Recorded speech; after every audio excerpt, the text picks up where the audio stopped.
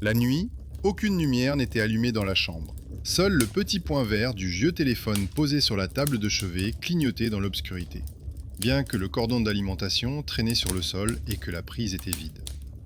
L'écran restait noir, mais l'oreiller voisin présentait déjà une empreinte fraîche et régulière, comme si quelqu'un venait de lever la tête et de quitter silencieusement la pièce sans toucher ni la couverture ni le drap.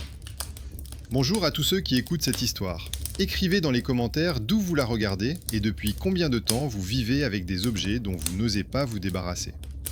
Je vous souhaite une écoute paisible mais attentive. La femme vivait officiellement seule, mais l'appartement était toujours conçu pour 2 personnes.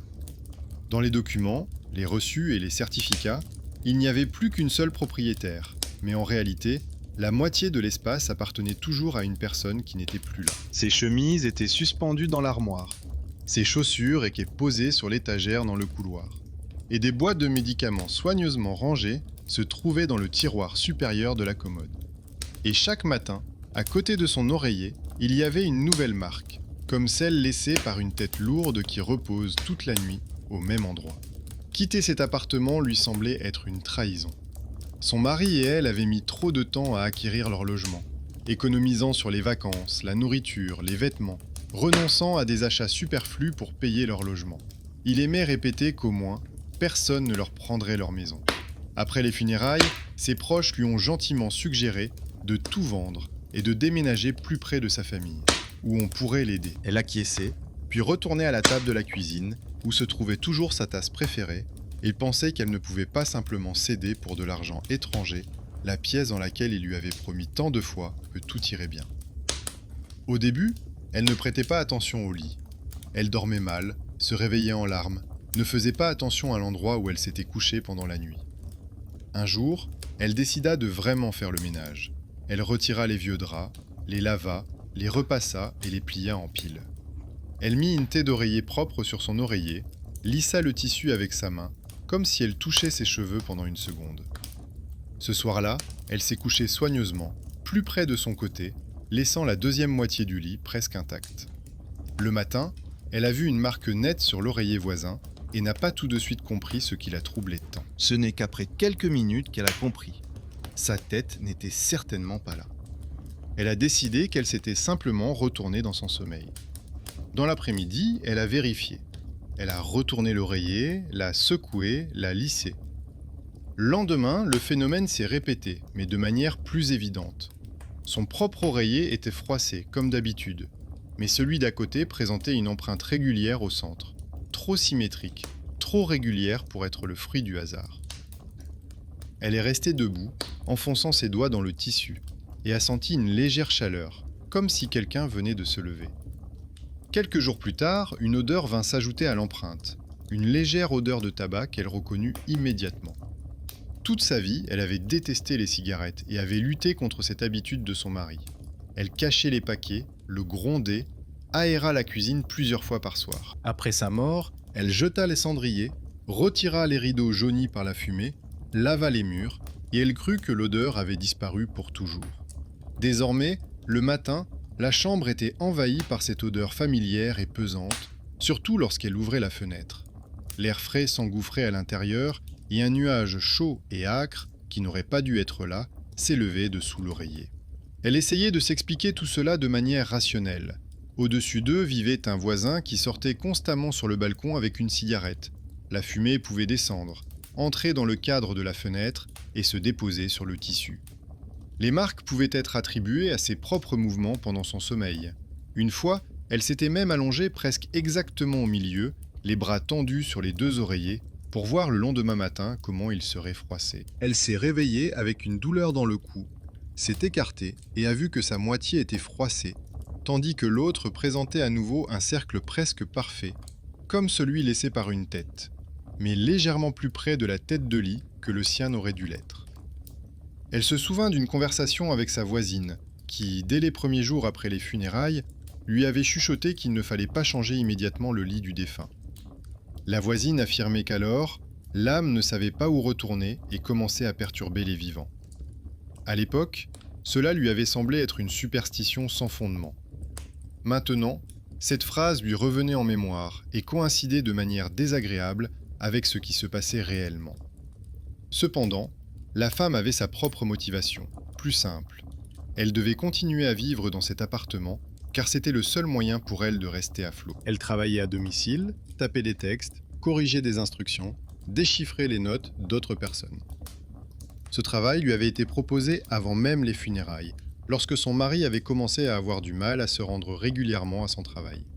Désormais, son maigre revenu couvrait les factures et la nourriture à une seule condition: un loyer nul. Tout déménagement romprait le fragile équilibre.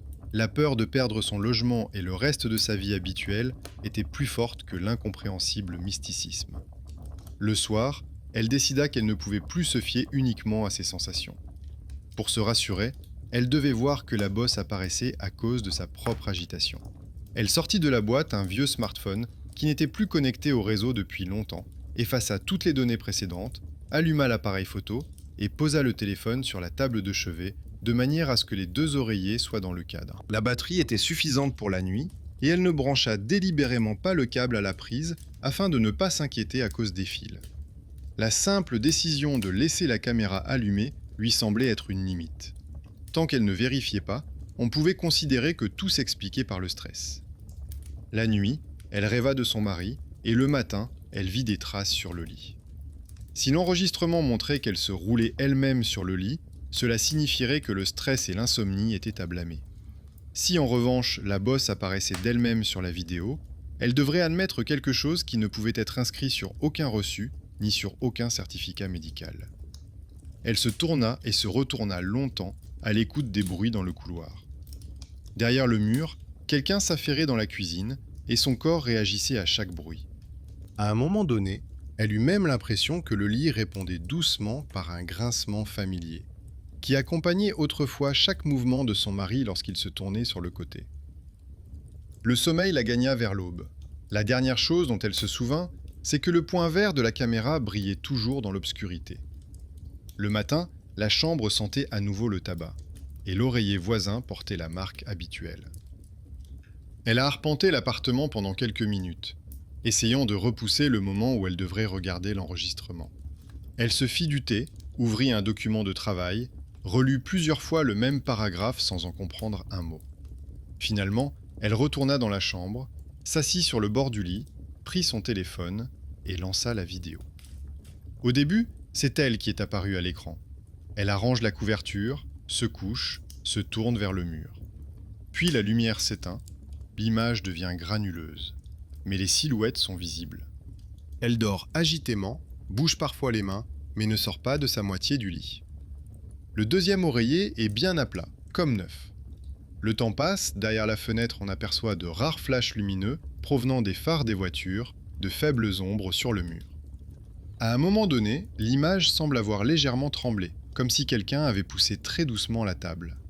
Ni elle, ni la couverture n'ont bougé pendant ce bref instant. Puis, l'enregistrement s'est interrompu pendant une fraction de seconde, et lorsque l'image est revenue, un petit creux était déjà visible sur l'oreiller voisin. On ne voyait ni le corps, ni la chute, ni le mouvement du tissu, seulement le résultat, apparu entre deux images presque identiques. Elle rembobina, écouta le son. Dans le silence, où seul le rythme de sa respiration était audible, retentit soudain une inspiration étrangère et familière, accompagnée d'un léger sifflement qu'elle entendait depuis de nombreuses années le matin lorsque son mari se levait, se rendait à la cuisine et essayait de faire semblant de se sentir normal. Elle considérait depuis longtemps ce sifflement comme son fantôme intérieur. Maintenant, il ne résonnait plus dans sa mémoire, mais dans un fichier enregistré par une caméra ordinaire. Elle regardait la pause, où une petite mais nette bosse était encore visible à l'écran, et se souvenait de leur dernière soirée. Une conversation inachevée, des phrases restées en suspens, la vieille habitude de ne pas se coucher en se disputant. À ce moment-là, fatiguée, elle était partie se coucher plus tôt, le laissant seul sur le canapé du salon, convaincue qu'ils se réconcilierait le lendemain matin. Le matin était arrivé avec un appel étrange et des mots étranges. À présent, l'enregistrement nocturne rendait le sentiment d'inachevé presque tangible, comme une marque sur un oreiller qui ne disparaissait pas, même lorsqu'elle lissait le tissu de toutes ses forces. Toute la journée, elle essaya de se convaincre que l'enregistrement pouvait s'expliquer par un problème technique. La caméra avait pu se bloquer brièvement, le son provenait d'un autre fichier, le microphone avait capté un bruit étranger provenant de l'entrée. Elle passait en revue ces versions à plusieurs reprises, tout en tapant les instructions et les rapports des autres, et à chaque fois, ce court passage où sa propre respiration sur l'enregistrement se divisait soudainement en deux rythmes différents lui revenait à l'esprit.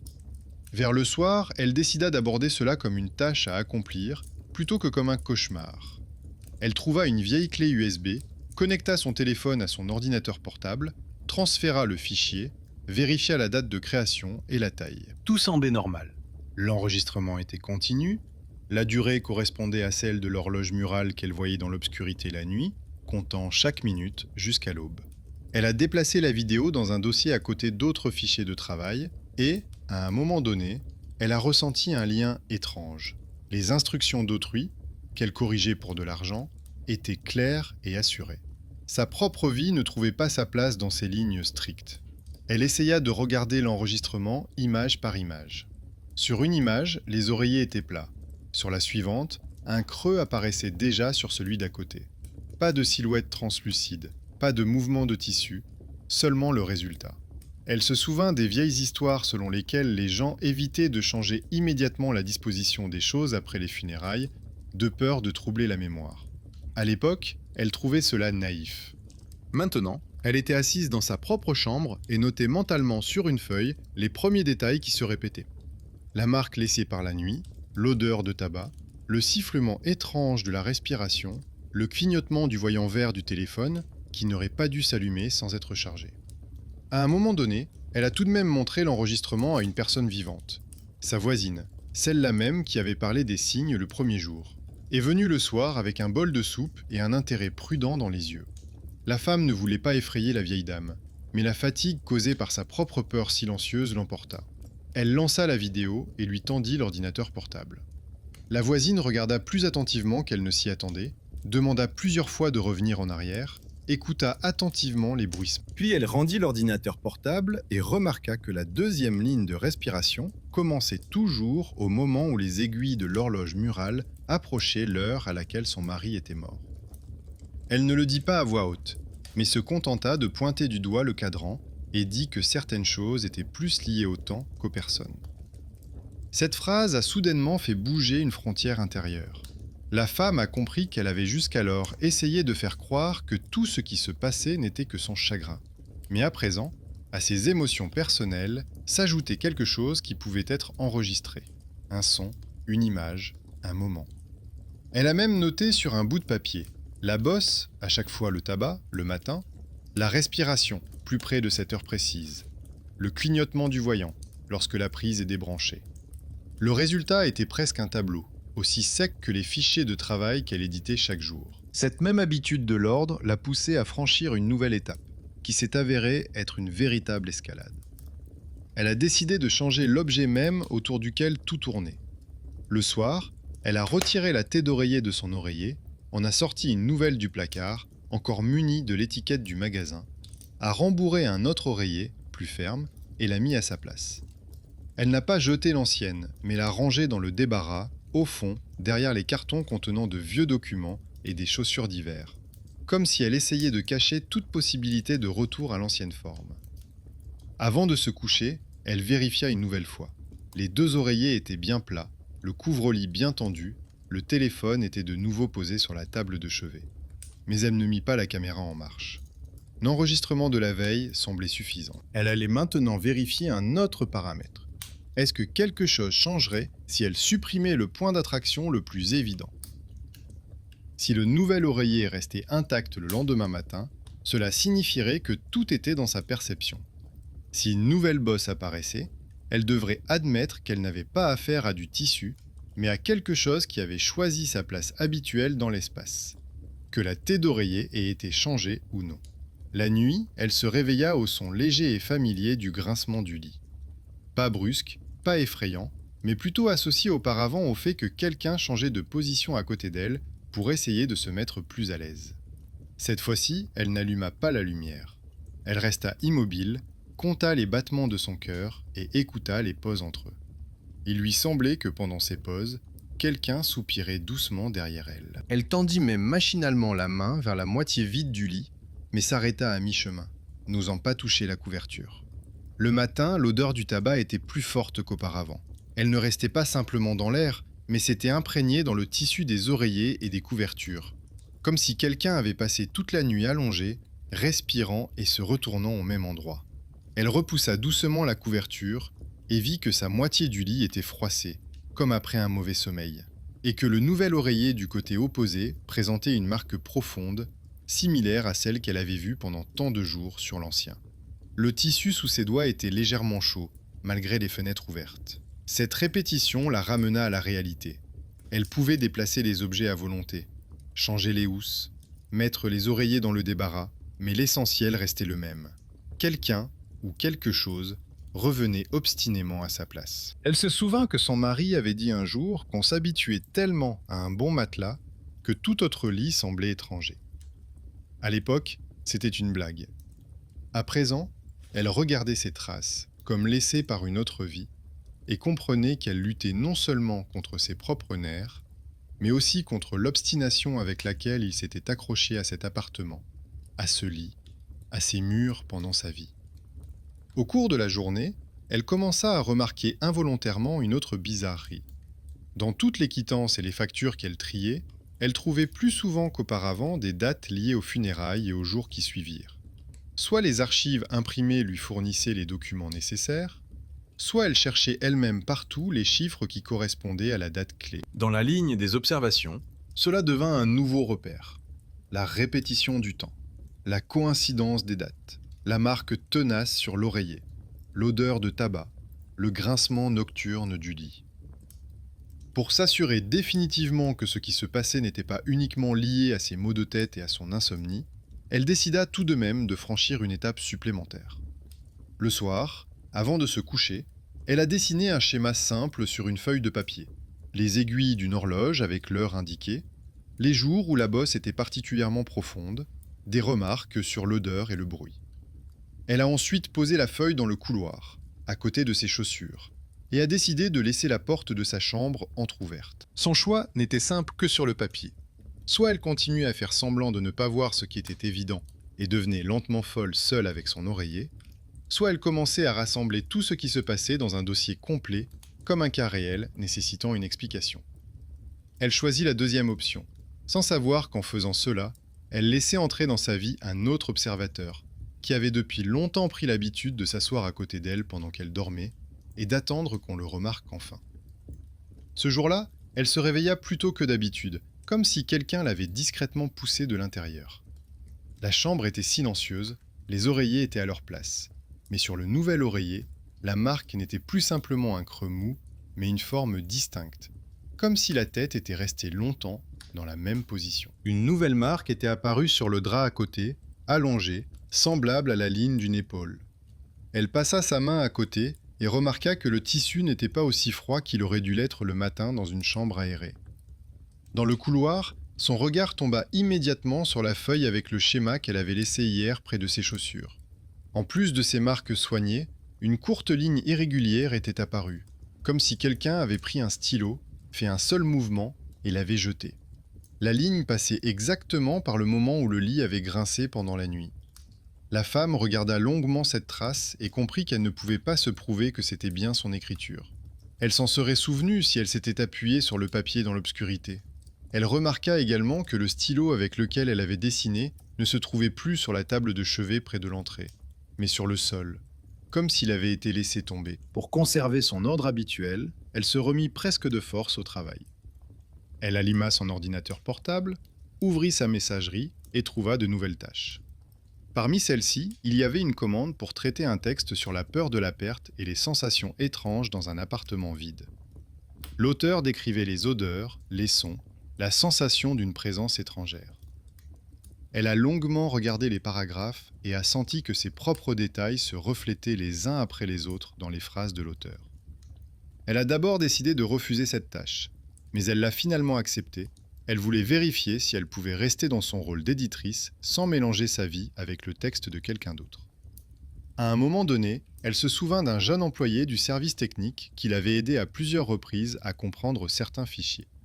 Elle le considérait comme quelqu'un qui s'y connaissait en informatique sans le prendre au sérieux. Elle lui envoya alors l'enregistrement audio de la nuit avec une brève explication, disant qu'elle remarquait des bruits étranges et qu'elle n'était pas sûre qu'ils soient liés à la technique. Elle évita délibérément de mentionner l'oreiller, le tabac et les bosses, ne laissant que ce qui pouvait être qualifié de problème professionnel. La réponse est arrivée dans la soirée. Le technicien a écrit qu'il avait écouté l'enregistrement à l'aide d'un programme professionnel, séparé les pistes, amplifié les passages silencieux et remarqué que le deuxième rythme respiratoire n'était pas chaotique, mais régulier et stable, comme chez une personne endormie. Il a noté que les pauses entre les inspirations coïncidaient avec un rythme rarement observé chez une personne excitée, mais plutôt chez une personne habituée à dormir au même endroit. Il a écrit que cela ne ressemblait pas à un bruit accidentel et a proposé, si elle était d'accord, de comparer l'enregistrement avec un ancien fichier audio datant de l'époque où son mari était encore en vie, afin de vérifier si les schémas respiratoires coïncidaient. Ce ton neutre et professionnel a soudainement transformé ses derniers doutes en quelque chose de plus tangible. Un inconnu occupant un poste technique ordinaire a vu dans cet enregistrement non pas un bug, mais un schéma récurrent. Le soir, un autre épisode étrange s'est produit, qu'il était impossible d'attribuer uniquement à ses nerfs. Le livreur a sonné à la porte. La femme recevait rarement des colis, mais elle se souvenait avoir commandé des filtres à eau quelque temps auparavant. Elle a automatiquement pensé que c'était eux. Sans lever les yeux, le livreur lui a demandé de signer pour le colis, qui contenait une boîte solide. Le bon de livraison indiquait le nom de son mari et l'ancienne adresse où il vivait autrefois, avec une note en bas indiquant que le colis avait été réexpédié à leur appartement actuel. La date d'expédition correspondait à celle où il avait été hospitalisé. Il s'avérait que quelqu'un avait passé la commande pendant qu'elle était assise dans le couloir près du service et regardait la porte fermée. Elle tourna longuement la boîte entre ses mains, consciente qu'elle était en train de faire un choix qui pouvait soit rompre la chaîne, soit la rendre encore plus complexe. Elle aurait pu rapporter le colis, le cacher dans l'armoire, ne pas l'ouvrir, afin de ne pas ajouter un élément supplémentaire à ce qui se passait déjà dans cet appartement. Mais son habitude d'aller jusqu'au bout des choses et l'étrange sensation que cela faisait partie du même schéma l'emportèrent. Elle apporta la boîte dans la chambre, la posa sur le lit, à côté du nouvel oreiller, et l'ouvrit délicatement. À l'intérieur, au lieu d'appareils électroménagers ou de vêtements, se trouvait un petit sac plat contenant un ensemble de thé d'oreiller. Simple, blanche, avec une fine bande sur le bord, exactement comme celle qu'il avait voulu acheter un jour pour rénover la chambre. À l'époque, ils avaient reporté l'achat à plus tard. Chaque thé d'oreiller était accompagné d'une petite étiquette en papier avec le symbole d'une horloge, dont les aiguilles indiquaient précisément l'heure à laquelle le deuxième souffle commençait à retentir à chaque fois. C'était le logo de l'entreprise, mais la coïncidence était trop précise pour ne pas l'ajouter à la liste des observations. Elle a sorti une thé d'oreiller et a remarqué que le tissu était étrangement chaud alors que le sac était épais et qu'il faisait déjà nuit dans l'appartement.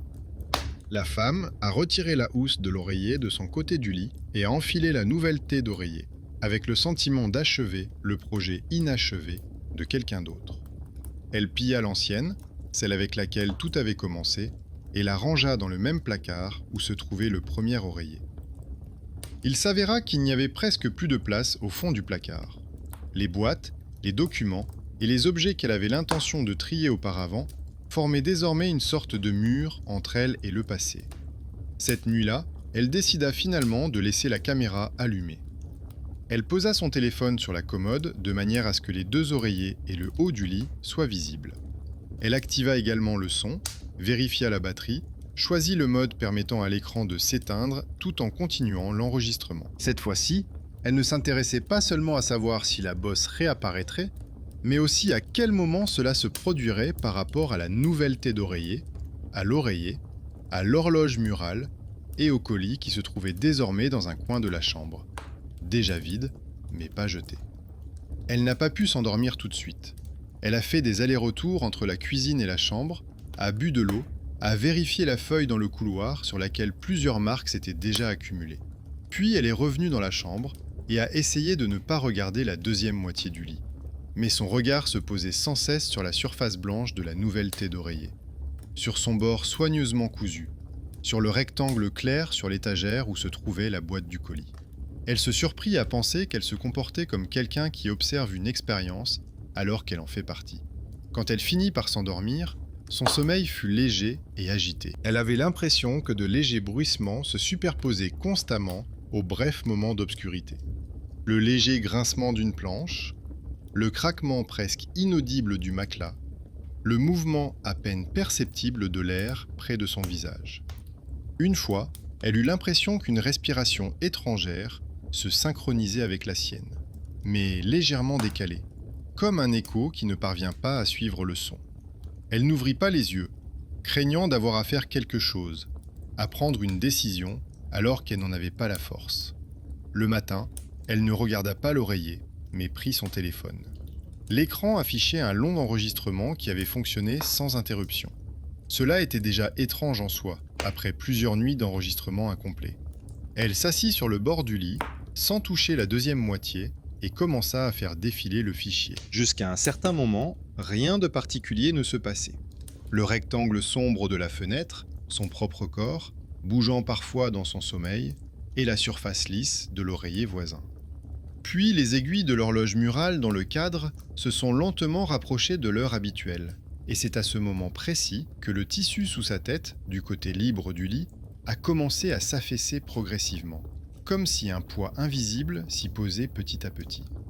La déformation se formait lentement, trop lentement pour un corps en mouvement normal, mais trop distinctement pour être attribuée à un effet d'optique.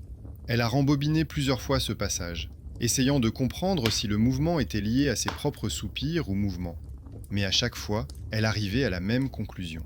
L'oreiller ne réagissait pas à elle. Au même moment, la petite lumière du téléphone, celle qui ne s'allumait habituellement que lors du chargement, s'est allumée pendant quelques secondes d'une lumière tamisée, sans aucun fil.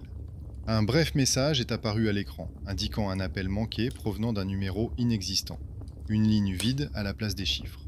Cela est devenu une nouvelle ligne dans son tableau interne. Colis, thé d'oreiller, heure, bosse, tabac, respiration, voyant, appel sans numéro.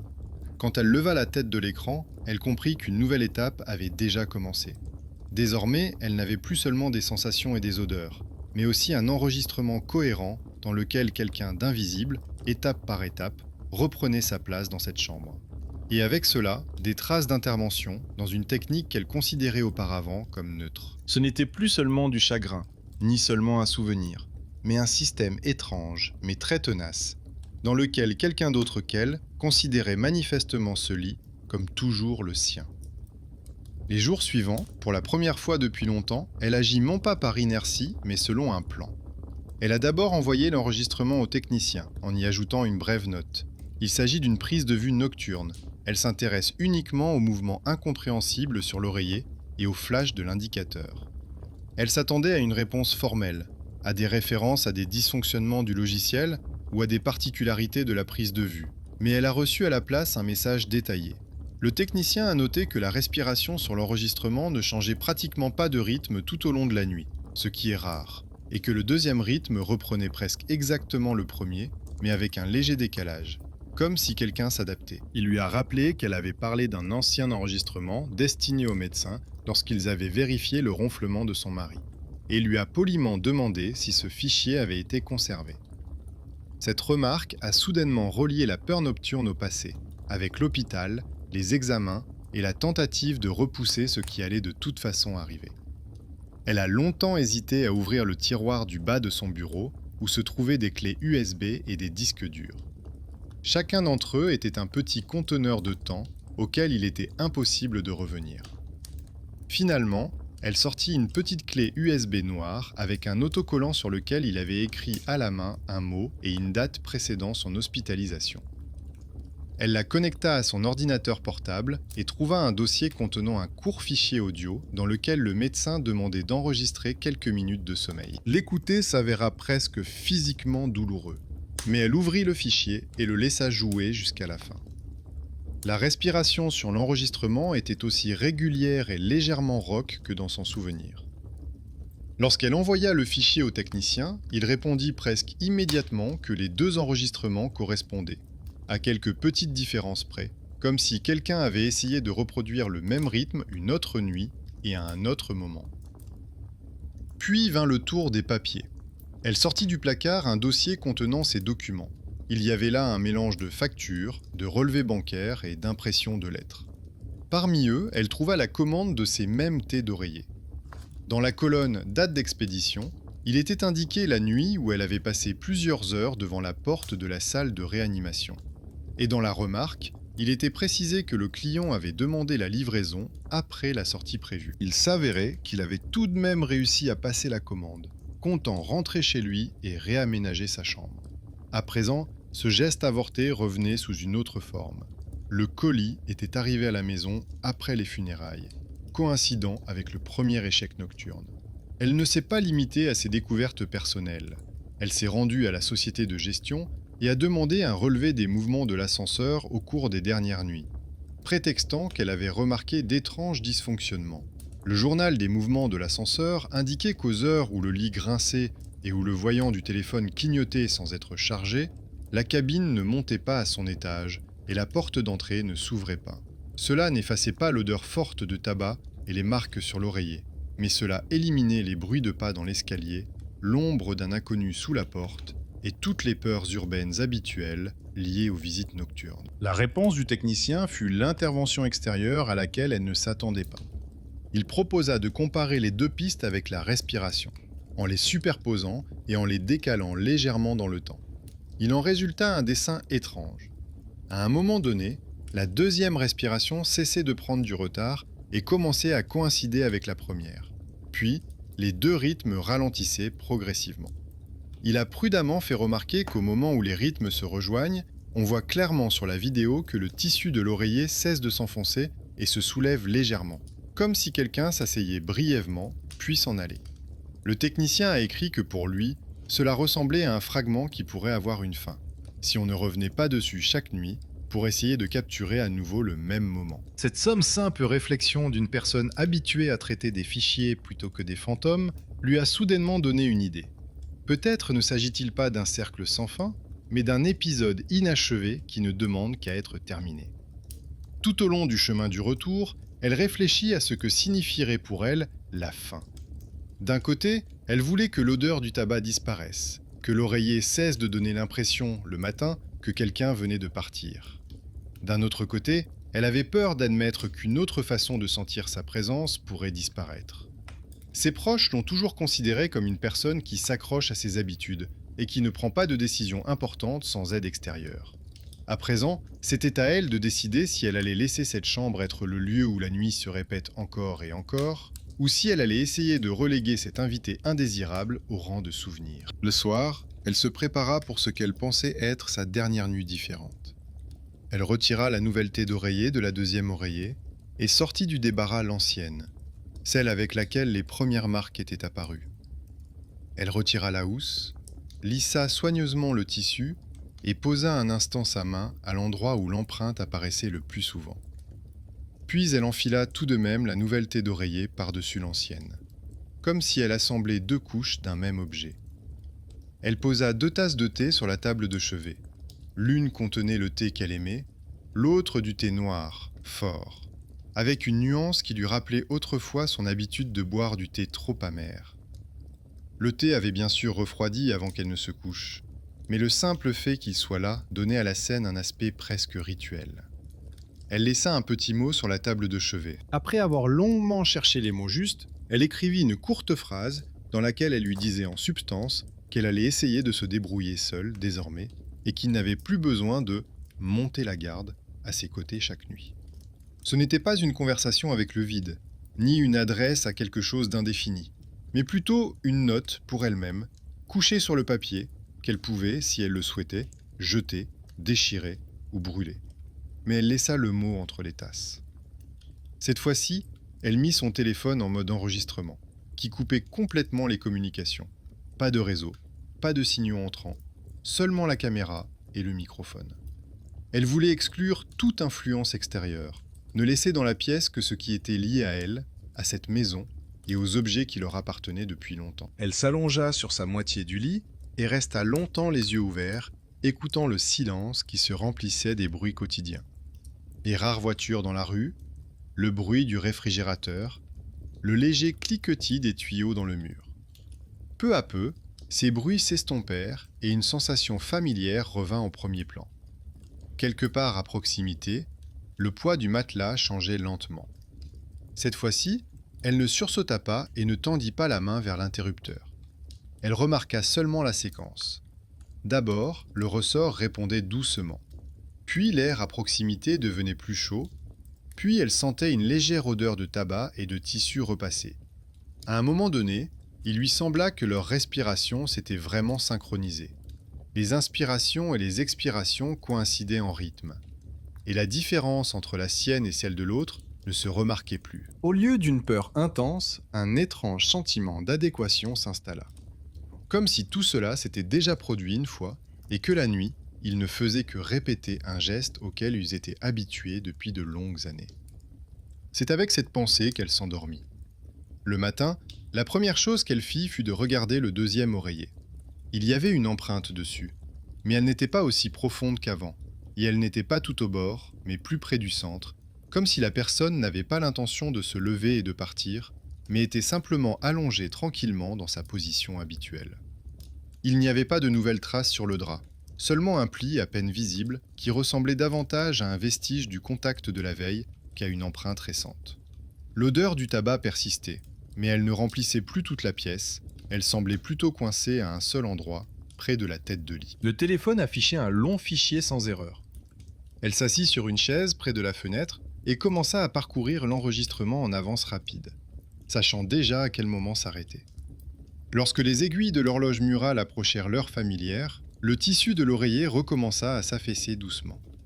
Cette fois-ci, le mouvement n'était pas saccadé, mais fluide, comme si quelqu'un s'installait prudemment pour être plus à l'aise, en essayant de ne réveiller personne.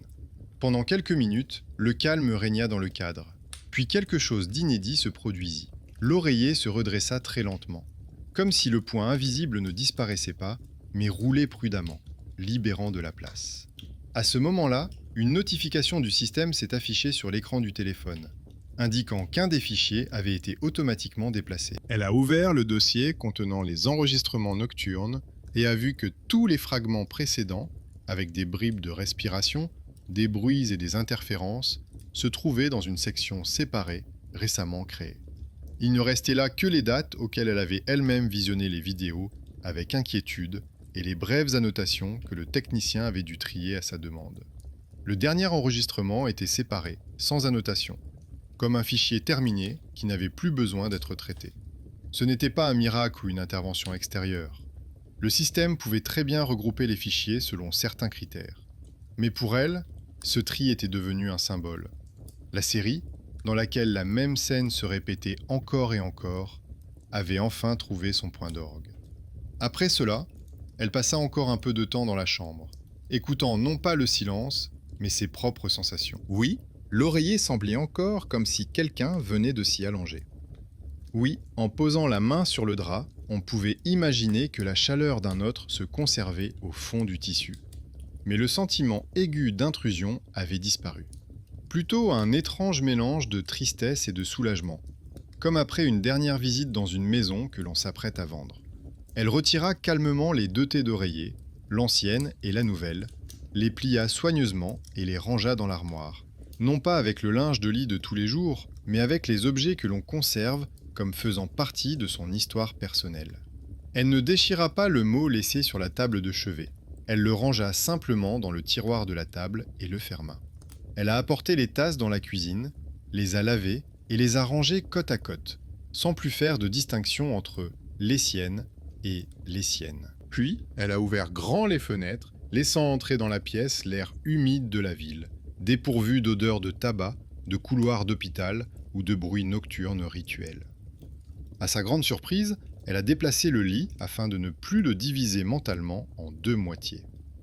Le soir même, elle a acheté du linge de lit neuf et, pour la première fois depuis longtemps, elle l'a disposé non pas exactement au milieu, mais comme pour une seule personne, qui se souvient néanmoins qu'autrefois, 2 personnes y dormaient. La peur qui l'a poussée à allumer la lumière la nuit n'avait pas complètement disparu, mais elle avait changé. Au lieu d'avoir l'impression qu'un être invisible revenait pour vérifier qu'elle ne l'avait pas oublié, elle comprit qu'une partie d'elle-même s'accrochait à l'habitude de vérifier chaque matin la marque sur l'oreiller, de rechercher les odeurs, de noter les coïncidences horaires sur une feuille de papier. Maintenant, cette liste d'observations était terminée, et l'ordre invisible selon lequel l'oreiller s'affaissait et se redressait avait atteint sa conclusion logique. Dans sa vie, il restait ses affaires, la clé USB avec son souffle, la commande de thé d'oreiller avec la mauvaise date et l'étrange enregistrement des caméras, mais tous ces éléments passaient progressivement de la catégorie des menaces à celle des preuves que, entre la vie et ce qui reste après, il n'y a pas seulement le vide, mais aussi une période courte, effrayante, mais honnête, pendant laquelle quelqu'un continue d'occuper sa place.